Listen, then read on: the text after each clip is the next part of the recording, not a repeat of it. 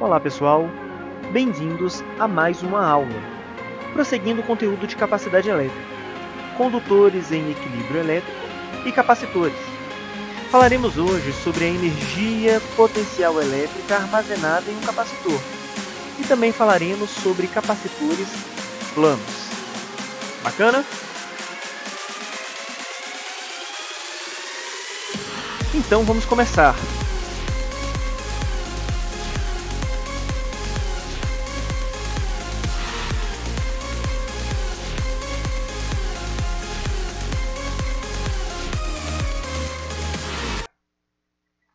Ok, pessoal. Vamos falar sobre a energia potencial elétrica de um capacitor. Para iniciarmos essa aula, eu vou retornar a uma figura que eu apresentei na aula anterior. Então veja, eu tenho um capacitor e esse capacitor está ligado a um corpo eletricamente carregado com carga positiva Q. Tá certo? Bem, a armadura da esquerda do capacitor ela está ligada por meio de um condutor de capacidade elétrica desprezível ao corpo eletricamente carregado. Já a armadura da direita ela está ligada por meio do terminal da direita ao aterramento. O que vai acontecer aqui?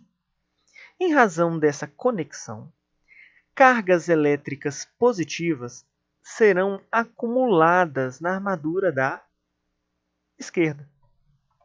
As duas armaduras estão afastadas por um material isolante, mas o efeito da indução, embora não haja condução, mas o efeito da indução elétrica ocorrerá na armadura da direita.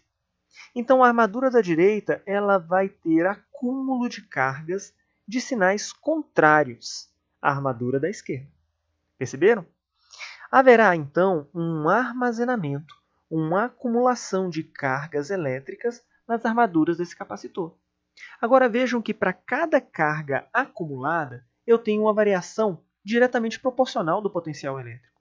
E por sua vez aqui, como eu tenho as duas armaduras, da diferença de potencial entre as armaduras.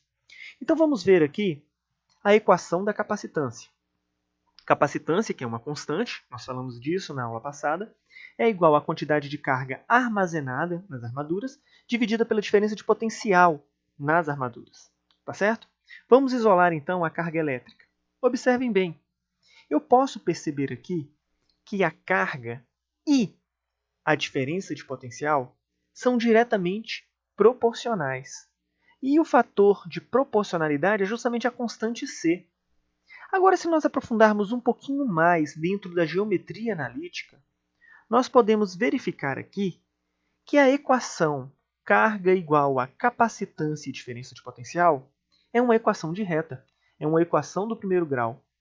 Então, eu conseguiria plotar um gráfico do comportamento da carga em função da diferença de potencial, e eu sei que o gráfico seria uma reta, não é verdade? Então, vamos, a partir da equação, construir o gráfico a seguir. Olha ele aí, tá certo? O que nós observamos aqui?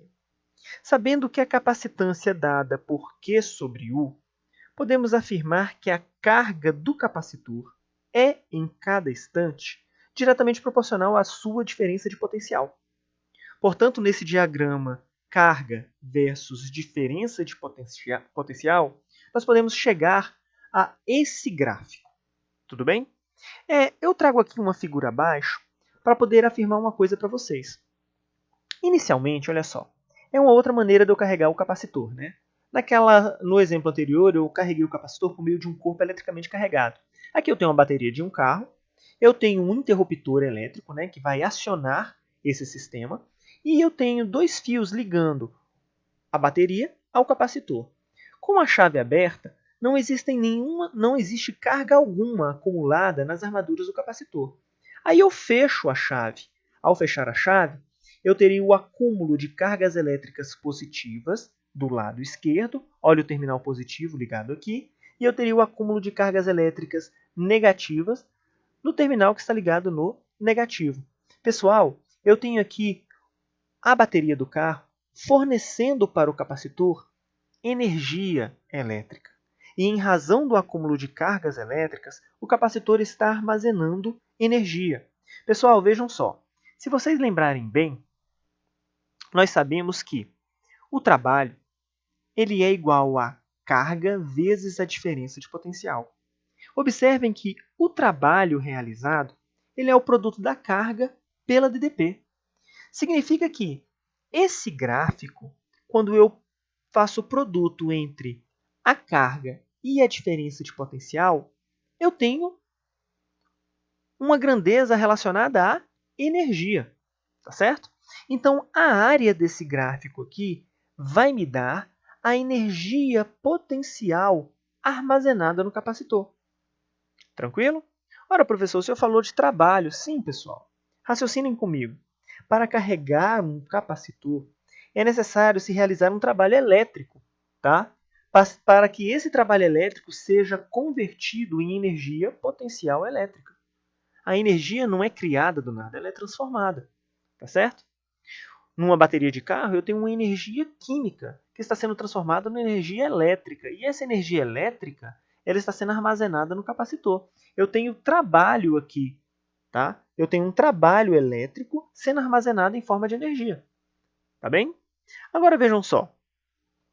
Como é que eu calculo a área desse triângulo? Bem, a área do triângulo é carga vezes a diferença de potencial dividido por 2, porque eu tenho base vezes a altura, dividido por 2 por causa da área do triângulo.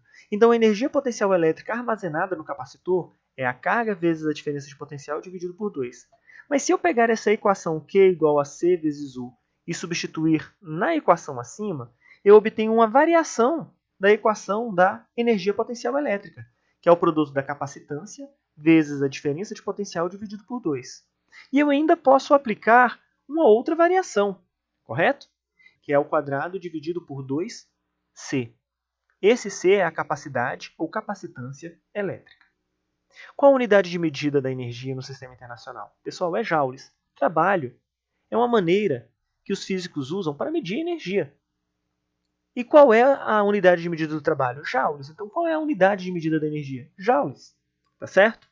Prosseguindo, capacitores planos. Um capacitor plano é um capacitor que possui armaduras planas, paralelas, de área A, separadas pela distância D. Vejam só, eu liguei o capacitor aos terminais da minha bateria de carro. A armadura ligada ao terminal positivo da bateria está carregado positivamente. E a armadura ligada ao terminal negativo da bateria está carregado com cargas elétricas negativas. Eu tenho o mesmo módulo nas armaduras de carga elétrica, porém elas têm sinais contrários, em razão da indução. Se nós observarmos aqui, eu tenho campo elétrico fluindo da carga positiva, da placa positiva para a placa negativa. Observem dentro do dielétrico. O dielétrico, então, ele está sendo atravessado por esse campo elétrico. Vejam só, o dielétrico não conduz, ele é isolante. Mas o campo elétrico atravessa o dielétrico, tá certo? O fato do campo elétrico atravessar o dielétrico faz com que o dielétrico sofra polarização. Ocorre uma polarização no interior do dielétrico. Isso vai influenciar uma grandeza que nós chamamos de permissividade elétrica. Tá certo? Bem, vamos lá. Deem uma olhada na figura que eu tenho aqui em cima. Eu estou mostrando ela em perspectiva. Seria esse capacitor, mas em perspectiva. Vocês estão vendo essa área aqui? Essa área, se ela for aumentada ou diminuída, ela vai influenciar a capacidade elétrica do capacitor. Nós verificamos experimentalmente que, quanto maior for a área das armaduras, maior será o acúmulo de carga no capacitor e maior será a capacitância. Agora, quanto menor for a área das armaduras, menor será o acúmulo de cargas, o armazenamento de cargas, menor será a capacitância. Tá certo? Experimentalmente a gente verifica isso. Também podemos verificar experimentalmente que, aproximando a placa positiva da negativa, isso ocasiona um aumento da capacitância, um aumento do armazenamento de cargas. Por outro lado, se eu afasto as placas, a tendência é reduzir o acúmulo de cargas elétricas, ou seja, a capacitância ela diminui com o aumento da distância entre as armaduras, tá certo? Então, nós podemos afirmar que a área e a capacitância são diretamente proporcionais. E a capacitância e a distância entre as armaduras inversamente proporcionais. Existe ainda uma outra grandeza que influencia a capacitância do capacitor plano. E essa grandeza é conhecida como permissividade do meio, permissividade elétrica do meio. Quanto maior for a permissividade do meio, maior a capacitância do capacitor. Tá certo? Bom, a permissividade ela está relacionada à facilidade do meio que está entre as armaduras em ser polarizado por aquele campo elétrico que eu falei para vocês. Tudo bem? Conforme ocorrem polarizações no interior do campo elétrico, eu posso aumentar ou diminuir a DDP entre as placas do capacitor. E essa variação da DDP entre as armaduras, entre as placas, as armaduras do capacitor, favorece o aumento ou a diminuição do acúmulo de cargas no capacitor. Tudo bem? Vejam, podemos dizer que a permissividade corresponde a uma capacidade da substância em resistir ao campo elétrico através dela, em razão dessa polarização. Tudo bem? Então, quanto maior a permissividade do meio, maior a capacitância do capacitor.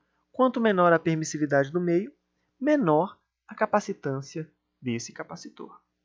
Bom, diante de tudo isso que nós falamos aqui, que é observado experimentalmente, nós podemos afirmar que um capacitor plano tem a sua capacitância calculada como o produto entre a permissividade elétrica vezes a área das placas, das armaduras, dividido pela distância entre as armaduras. Lembrando, capacidade elétrica é dada em farads no sistema internacional. Perfeito? Observações importantes aqui. Primeiro, a permissividade no vácuo é menor entre todos os materiais, ou seja, a menor permissividade elétrica é a do vácuo, 8,8 vezes 10 a menos 12 farads por metro. Ainda, os demais materiais, os demais dielétricos, têm a sua permissividade definida em termos da permissividade do vácuo. E como nós fazemos isso? A partir de uma relação, de uma razão, que é conhecida como constante dielétrica K. Por favor, não confundam essa constante dielétrica K com a constante eletrostática do meio, tá? São coisas distintas. Tudo bem? E como é que é essa razão? É a razão entre a permissividade do material do dielétrico que eu quero analisar, dividido pelo padrão, que é a permissividade do vácuo. Bacana? É isso aí, pessoal. Chegamos ao final de mais uma aula. Agradeço muito a presença de vocês. Obrigado e até a próxima.